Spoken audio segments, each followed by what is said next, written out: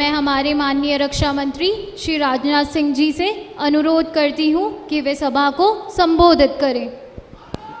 ముఖ్య అతిథి మన్యులు రక్షణ మంత్రి రాజ్నాథ్ సింగ్ గారు సభని ఉద్దేశించి మాట్లాడిస్తారు.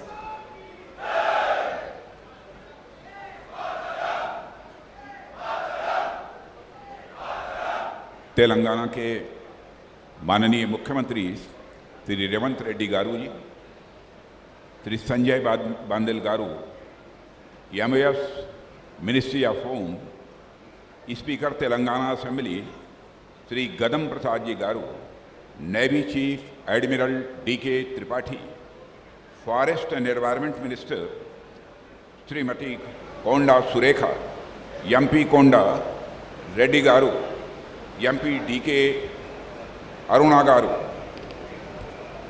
Vice admiral Rajesh Pendharkar, FOC in C eastern naval command, MLA Shri Ram Mohan Reddy garu, MLA Shri Manohar Reddy garu, MLA Shri यादई टया garu, centre और स्टेट गवर्नमेंट के सारे ऑफिशियल्स और यहाँ पर मौजूद इस क्षेत्र के रहने वाले अन्य सभी सम्मानित बहनों एवं भाइयों, मुझे इस बात की प्रसन्नता है कि आज नेशनल इम्पॉर्टेंस के एक बहुत ही महत्वपूर्ण project very low frequency station का यहाँ पर शिलान्यास हो रहा है।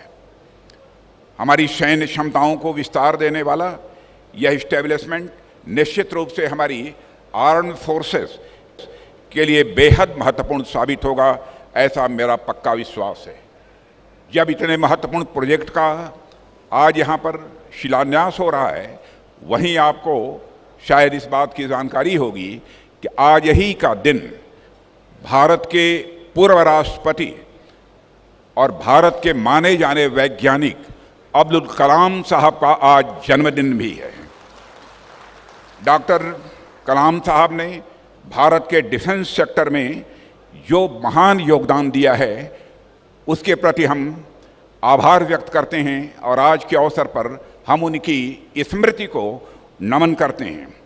साथियों, इस वेरी लो फ्रिक्वेंसी स्टेशन के निर्माण से जुड़े सभी स्टेक होल्डर्स को भी मैं अपनी तरफ से हार्दिक बधाई देता हूं। इसके साथ ही मैं तेलंगाना सरकार का और विशेष रूप से तेलंगाना के माननीय मुख्यमंत्री श्री ए रेवंत रेड्डी जी का भी विशेष योगदान के लिए मैं तहे दिल आभार व्यक्त करता हूं। जैसा उन्होंने कहा कि राजनीति का मतलब ये नहीं है कि जो देश हित में काम हो उसे न किया जाए, और बड़े दिल के साथ उन्होंने इस काम को किया है। हम सभी जानते हैं राजनीति केवल सरकार बनाने के लिए नहीं की जाती है, राजनीति यदि की जाती है तो देश बनाने के लिए राजनीति की जाती है। शायद इसी भाव से उन्होंने सहज रूप से अपना पूरा सहयोग प्रदान किया है। साथियों, राजनीतिक दृष्टि से देखें तो तेलंगाना एक नया राज्य है, लेकिन भौगोलिक व ऐतिहासिक दृष्टिकोण से इसका इतिहास कई हजार वर्ष पुराना है। यदि आप प्राचीन इतिहास या मध्यकालीन इतिहास पर नज़र डालें तो यह हमेशा से ही एक बहुत ही प्रॉस्परस यानी समृद्ध क्षेत्र के रूप में यह जाना जाता रहा है। चाहे मौर्य साम्राज्य हो, सातवाहन साम्राज्य हो, फिर काकतीय वंश हो, हर काल में यह तेलंगाना का क्षेत्र अपने एग्रीकल्चरल एडवांसमेंट और आर्किटेक्चर कंट्रीब्यूशन के लिए सारे देश में जाना जाता था। सिर्फ प्राचीन काल ही नहीं, बल्कि मैं मानता हूं कि आधुनिक काल में भी तेलंगाना राज्य राष्ट्र की प्रॉस्पेरिटी में, राष्ट्र की समृद्धि में अपना बहुत बड़ा योगदान देता रहा है। साथियों, प्राचीन काल से लेकर अब तक तेलंगाना की प्रॉस्पेरिटी के पीछे मैं सिर्फ और सिर्फ एक ही कारण देख पाता हूं, और वह है यहाँ के लोगों की कड़ी मेहनत, यहाँ के लोगों का कड़ा परिश्रम।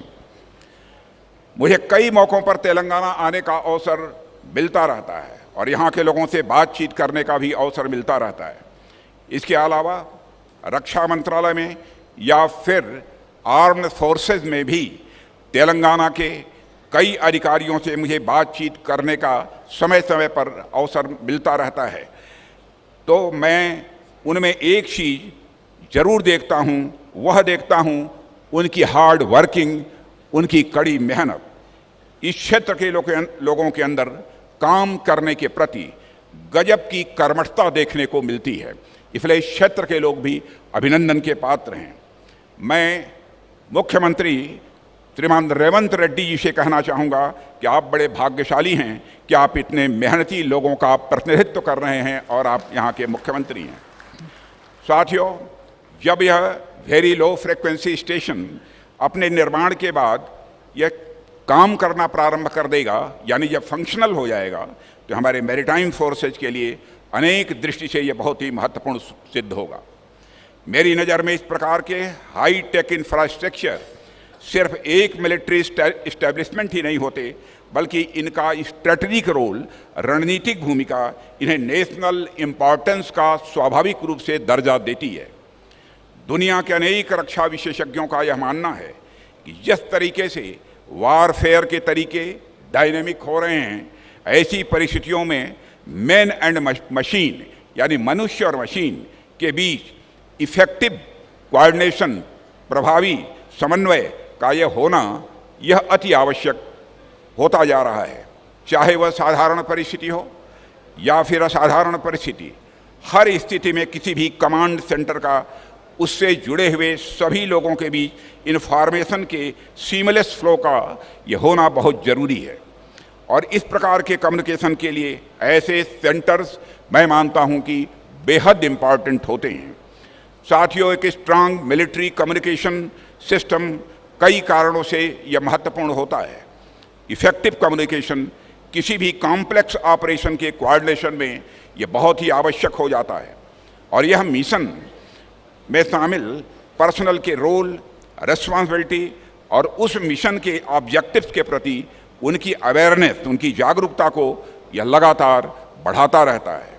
एक क्लियर और सिक्योर कम्युनिकेशन चैनल न केवल टाइमली और इफेक्टिव डिसीजन मेकिंग में वह मदद करता है, बल्कि कमांड के ऑर्डर्स को फील्ड फॉर्मेशन तक पहुंचाने और सबऑर्डिनेट से फीडबैक प्राप्त करने के लिए भी यह एक महत्वपूर्ण माध्यम होता है। साथियों, दूसरी ओर जब सोल्जर्स अपने को पूरी तरह से इन्फॉर्म्ड और इंक्लूडेड पाते हैं, तो उनके मोरल और यूनिटी को बहुत ही बढ़ावा मिलता है। किसी भी युद्ध स्थल या ऑपरेशनल एनवायरनमेंट में यदि पूरी इंफॉर्मेशन अवेलेबल हो, तो इसका सेफ्टी और स्ट्रेटजी दोनों पर काफ़ी पॉजिटिव इम्पैक्ट होता है। इन सब बातों के अलावा क्राइसिस मैनेजमेंट की अवस्था में एक क्लियर कम्युनिकेशन चैनल तो एक रामबाण की तरह यह काम करता है, और ऐसा तब और यह आवश्यक हो जाता है जब सिचुएशन बहुत ही डायनेमिक हो, यानी बहुत ही गतिशील हो, और रिस्पांस टाइम जब बहुत कम होता है। यह सब बातें ऐतिहासिक रूप से सिद्ध हैं, और हम इतिहास से सीखते हुए भविष्य की सुरक्षा और समृद्धि के लिए लगातार हम सभी प्रयासरत हैं। साथियों, कम्युनिकेशन के महत्व को जब मैं ऐतिहासिक रूप से सिद्ध कह रहा हूँ, तो यह ऐतिहासिक कहने का मेरा मतलब मानव सभ्यता के प्रारंभ से ही है। मानव इतिहास के पन्नों को आप पलटें तो आप यह पाएंगे कि पूरी मानव सभ्यता का जो इवोल्यूशन हुआ है, जो विकास हुआ है, वह एक तरह से कम्युनिकेशन और इवोल्यूशन के आधार पर हुआ है।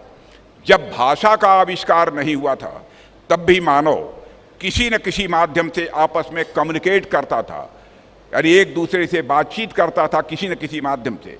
आपने देखा होगा कि भीमबेटका जैसे अनेक प्राचीन स्थलों पर आदि मानव के द्वारा ऐसे चित्र बनाए गए हैं जिसमें वह इशारों के माध्यम से कुछ कहना चाहते हैं। यह इशारों के माध्यम से कुछ कहना कम्युनिकेशन का ही एक उदाहरण है।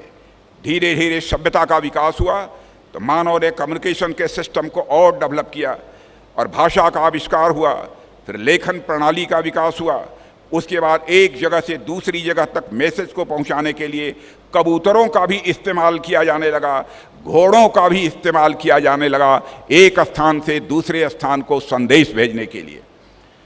आधुनिक युग में यदि हम देखें तो संदेश पहुंचाने के लिए पोस्ट सिस्टम का यूज किया जाने लगा।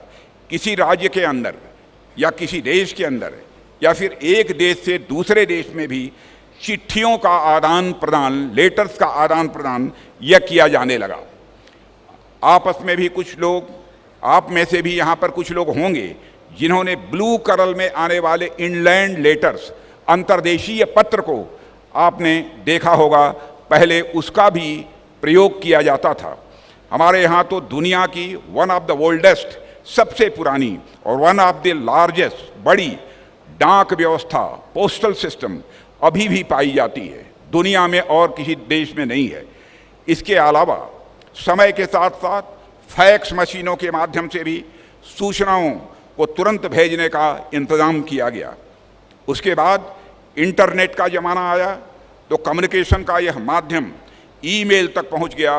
और आज तो हम इतने अधिक डेवलप्ड युग में जी रहे हैं, डेवलप्ड एरा में जी रहे हैं कि हम व्हाट्सएप, टेलीग्राम और अन्य माध्यमों से खुद ही जो इन्फॉर्मेशन जिसके पास भेजना चाहते हैं उसके पास कुछ सेकंड्स में ही भेज पा रहे हैं। साथियों, आज हमने अपने कम्युनिकेशन के साधनों को इतना विकसित कर लिया है कि हम स्पेस में सैटेलाइट भेज रहे हैं। उसके माध्यम से दुनिया के एक कोने में बैठा हुआ आदमी दुनिया के दूसरे कोने में बैठे हुए आदमी से न सिर्फ बात कर सकता है बल्कि उससे लाइव भी देख सकता है। आज से कुछ दशक पहले जो चीज़ कल्पना लगती थी आज वह सच्चाई बन गई है, यथार्थ बन गई है। और ऐसा सिर्फ और सिर्फ कम्युनिकेशन के दम पर ही यह संभव हो पाया है। कहाँ तो मानव पहले अपने घर परिवार और गांव तक सीमित रहता था और कहाँ आज हम देश दुनिया की खबरों को अपनी जेब में लेकर घूमते हैं। इतनी बड़ी प्रगति सारे भारत में ही नहीं सारे विश्व में हुई है। साथियों, कम्युनिकेशन के इतिहास में यदि हम पिछले 1-2 दशकों पर नज़र डालें तो इस दौरान जो प्रोग्रेस हुई है अब तक की सारी प्रोग्रेस पर यह भारी पड़ती है। कम्युनिकेशन में जब एडवांस टेक्नोलॉजी का रोल कहीं ज़्यादा बढ़ गया है। कोविड के दौरान हम सब ने यह देखा होगा, जब लॉकडाउन था तो उस समय भी स्कूल, कॉलेज आज सभी जब बंद हो चुके थे, उस समय भी यह संचार व्यवस्था, कम्युनिकेशन के नए माध्यम का ही एक करिश्मा था। उसी का कमाल था कि शिक्षा व्यवस्था पर, चिकित्सा व्यवस्था पर और ज़रूरी सेवाओं पर कोई ज़्यादा नेगेटिव इम्पैक्ट नहीं पड़ने पाया। टेली एजुकेशन के माध्यम से विद्यार्थी घर बैठे शिक्षकों से ज्ञान प्राप्त करते रहे और इसके अलावा डॉक्टर से सलाह मशविरा करने के लिए भी टेली कंसल्टेशन की प्रणाली भी काम में लाई जाती रही है। यह कम्युनिकेशन की ही भूमिका है साथियों कि अब हम सिर्फ आपस में ही नहीं बल्कि इंटरनेशनल लेवल पर भी इंफॉर्मेशन का आदान प्रदान कर रहे हैं। साथियों, आज हम जिस वेरी लो फ्रिक्वेंसी स्टेशन की स्थापना करने जा रहे हैं यह हमारे मैरीटाइम फोर्सेस के लिए कम्युनिकेशन स्थापित करने की कड़ी में हमारा एक बहुत ही महत्वपूर्ण प्रयास है। और ये हमारी आर्म्ड फोर्सेस के कमांड सेंटर्स के साथ समुद्र में तैनात हमारी शिप्स और सबमरीन्स के बीच एक स्ट्रांग और रियल टाइम कम्युनिकेशन यह डेवलप करेगा। और यह स्टेशन हमारे मैरीटाइम इंटरेस्ट को सिक्योर करने की इसी विजन के साथ, इसी दृष्टिकोण के साथ बनाया जा रहा है। साथियों, कई बार हमारे पास इक्विपमेंट भले ही ज़्यादा हों, मैन पावर भले ही ज़्यादा हो, लेकिन उस स्थिति में भी अगर हमारे पास सटीक सूचना नहीं है, सटीक इन्फॉर्मेशन नहीं है और हमारे बाकी के सेंटर्स के साथ हमारा अच्छा कम्युनिकेशन नहीं है तो हमारे लिए निर्णय लेने में बड़ी दुविधा उत्पन्न होती है। मेरे कहने का अर्थ यह है कि एक सिक्योर और रियल टाइम कम्युनिकेशन का न होना हार और जीत के बीच एक निर्णायक फैक्टर साबित हो सकता है। इसलिए इस वेरी लो फ्रिक्वेंसी स्टेशन का महत्व है। साथियों, हमारे पास रियल टाइम कम्युनिकेशन न हो तो लाख एसेट्स होने के बावजूद हम बढ़त हासिल किसी भी सूरत में नहीं कर सकते हैं। इसलिए मैं समझता हूं कि हमारे कम्युनिकेशन सिस्टम का मजबूत होना उतना ही इम्पॉर्टेंट है जितना इम्पॉर्टेंट हमारे लिए मिलिट्री इक्विपमेंट का होना है। साथियों, आज हमारी नेवी के पास बड़ी संख्या में शिप्स हैं। मैं नंबर नहीं बतलाना चाहता हूं, बड़ी संख्या में हमारी नेवी के पास इस समय शिप्स हैं। इसके अलावा भी ऐसे अनेक प्लेटफार्म्स हैं जो डीप सीज, गहरे समुद्र में कार्यरत हैं। भारतीय नौसेना के अनेक जहाज व अन्य प्लेटफार्म पूरे इंडो पैसिफिक रीजन में फैले हुए हैं। भारत और हमारी नौसेना का स्फेयर ऑफ इंटरेस्ट पूरे इंडो पैसिफिक रीजन में ईस्ट से मलक्का स्ट्रेट से वेस्ट में गल्फ ऑफ एडन और पर्शियन गल्फ और अफ्रीका के ईस्ट कोस्ट तक फैला हुआ है। हिंद महासागर क्षेत्र में तो हमारी भारतीय नौसेना फर्स्ट रेस्पॉन्डर और नेट सिक्योरिटी पार्टनर के रूप में उभर कर आई है। एक और महत्वपूर्ण बात पिछले कुछ वर्षों से तेजी से देखी जा रही है मेरे साथियों, आज दुनिया के लगभग सभी बड़े देशों का ध्यान मैरीटाइम रिसोर्सेज की ओर जा रहा है। आज कई मिनरल्स, कई रेयर अर्थ इत्यादि जो समुद्र के अंदर पाए जाते हैं, इन मैरीन रिसोर्सेज को प्राप्त करने के लिए दुनिया के बड़े बड़े पावर्स हिंद महासागर क्षेत्र में आने के लिए होड़ लगा रखी है। तो चाहे वह व्यावसायिक दृष्टि से हो या फिर सिक्योरिटी का दृष्टिकोण हो, हर दृष्टि से हमारी नौसेना के लिए यह अत्यंत महत्वपूर्ण हो जाता है कि वह अपने आप को लगातार मजबूत बनाए और इस क्रम में उसके कम्युनिकेशन सिस्टम का मजबूत होना यह और अधिक आवश्यक हो जाता है। साथियों, इतिहास भी इस बात का गवाह है कि जिस भी देश ने दुनिया में अपनी विशेष पहचान बनाई है, जो शक्तिशाली बने हैं, उन्होंने एक समय में समुद्र पर डोमिनेट जरूर किया है और फ्रांसीसियों, पुर्तगालियों और अंग्रेजों ने समुद्र में अपना इफेक्टिव प्रेजेंस इन लोगों ने दर्ज कराई है। इस स्ट्रेटेजिक डोमिनेशन तथा रिसोर्सेज के कंपटीशन में अगर भारत को अपना इंटरेस्ट सिक्योर करना है तो हमारे पास प्लेटफार्म्स और इक्विपमेंट्स का यह होना तो जरूरी है ही, परंतु इसके साथ साथ कम्युनिकेशन सिस्टम का भी एक मजबूत होना यह बहुत ही आवश्यक है। इसीलिए यह वेरी लो फ्रिक्वेंसी, आज इसका जो यहाँ पर शिलान्यास हुआ है उसका एक महत्व है। एक मजबूत कम्युनिकेशन ही हमें मजबूत डीप सी फोर्स बने रहने में सहायता प्रदान करता है। साथियों, आप लोग में से शायद कुछ अवगत होंगे कि अभी तक भारतीय नौसेना 30 साल से ज़्यादा पुराने INS कट्टा बोमन के माध्यम से ही डीप सी में अपने प्लेटफॉर्म्स के साथ कम्युनिकेशन इस्टेब्लिश करती आ रही है। लेकिन जैसे जैसे टेक्नोलॉजी और आधुनिक होती जा रही है, मॉडर्न होती जा रही है, वैसे वैसे एक नए वेरी लो फ्रिक्वेंसी स्टेशन की ज़रूरत को महसूस किया जाने लगा था।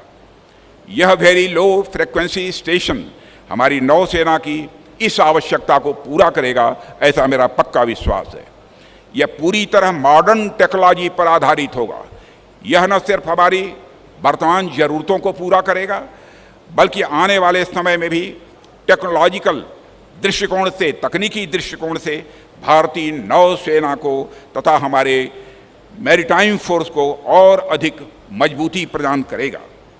साथियों, मैं अनेक मंचों से इस बात का जिक्र पहले भी कर चुका हूं कि हमारे वर्तमान के जो भी कार्य हों वह सिर्फ कुछ समय को ही ध्यान में रखकर नहीं किए जाने चाहिए, बल्कि हमारा दृष्टिकोण फ्यूचरिस्टिक होना चाहिए। भविष्य की ओर हमें बराबर अपनी नज़र रखनी चाहिए। सरकार में भले ही 5 साल के लिए सरकारें चुनी जाती हैं, लेकिन सरकारों का दृष्टिकोण सिर्फ 5 वर्ष का नहीं होना चाहिए, बल्कि आने वाले कई दशकों का होना चाहिए। शायद इसी सोच के आधार पर यहाँ के मुख्यमंत्री रेवंत रेड्डी जी ने इस लैंड को प्रोवाइड करने में बहुत महत्वपूर्ण भूमिका निभाई है। ठीक उसी प्रकार टेक्नोलॉजी के क्षेत्र में भी हम यदि कोई स्टेशन या फिर कोई मिलिट्री स्टैब्लिशमेंट स्थापित करते हैं तो उसको हम सिर्फ कुछ समय के लिए ध्यान में रखते हुए इस्टेब्लिश नहीं करने चाहिए, बल्कि हमें इस बात का ध्यान रखना चाहिए साथियों कि आने वाले कई डिकेड्स तक, कई दशकों तक किस प्रकार से वह हमारी मिलिट्री स्ट्रेंथ, हमारी सेना की ताकत को अपनी सेवाएं वह दे पाए। मुझे पूरा विश्वास है कि हमारा यह वेरी लो फ्रिक्वेंसी स्टेशन हमारी उस योजना के अनुसार काम करेगा और आने वाले कई डिकेड्स तक, कई दशकों तक हमें सिक्योर और रियल टाइम कम्युनिकेशन यह प्रदान करेगा। साथियों, सरकार भारतीय नौसेना को लगातार और भी ज़्यादा मजबूत बनाने के लिए पूरी तरह से कमिटेड है तथा उसके लिए जो भी आवश्यक कदम होगा वह उठाने के लिए भी हम सब पूरी तरह से तैयार हैं। हम अपनी नौसेना को लगातार अत्याधुनिक और आत्मनिर्भर बना रहे हैं। और साथियों, मैं इस मंच के माध्यम से एक और बात का यहाँ पर आप सबके बीच जिक्र करना चाहूँगा। मेरे संज्ञान में, मेरी जानकारी में यह लाया गया है कि इस प्रोजेक्ट को लेकर यहाँ आसपास के कुछ लोगों के मन में कुछ शंकाएं पैदा करने की कुछ लोगों ने कोशिश की है। उनके मन में कुछ भ्रांतियाँ, कुछ कन्फ्यूजन थी तथा इस प्रोजेक्ट के पर्यावरण को लेकर के ऊपर पड़ने वाले प्रभाव को लेकर भी कुछ गलतफहमियाँ पैदा हुई थी। मैं इस मंच से इन सभी लोगों को आश्वासन देना चाहता हूँ कि सरकार खुद पर्यावरण सुरक्षा को लेकर अत्यंत गंभीर है। जहाँ तक इस प्रोजेक्ट की बात है तो चाहे इसके निर्माण की बात हो या फिर इस प्रोजेक्ट के निर्माण के बाद इसके एग्जीक्यूशन की बात हो, हर क्षेत्र में इन्वायरमेंटल कंडीशंस का पूरा ध्यान रखा गया है। इसकी जानकारी आपको हमारे navy chief admiral DK. Tripathi ने दी है। हमने इस बात का भी ध्यान रखा है कि इस वेरी लो फ्रिक्वेंसी स्टेशन के निर्माण के समय अगर ज़रूरत हुई तो प्रभावित नागरिकों के पुनर्वास की व्यवस्था भी इंश्योर की जाएगी, लेकिन मैं समझता हूँ शायद आवश्यकता इसे न महसूस हो। सस्टेनेबल डेवलपमेंट, सतत विकास, ये हमारी सरकार की सबसे प्रमुख प्राथमिकताओं में से यह एक है और यह बात मैं पूरी जिम्मेदारी से कह रहा हूँ। साथियों, आप देखिए कि पिछले 35 वर्षों से INS कट्टाबोमन में जो हमारा कम्युनिकेशन स्टेशन इस समय कार्यरत है, उसने भी वहाँ लोकल इकोसिस्टम पर किसी प्रकार का नेगेटिव इम्पैक्ट नहीं होने दिया है। वहाँ की बायोडाइवर्सिटी और वाइल्ड लाइफ दोनों ही आज सुरक्षित हैं, कोई भी जाकर उसे देख सकता है। न सिर्फ सुरक्षित हैं बल्कि वह फल फूल भी रही हैं।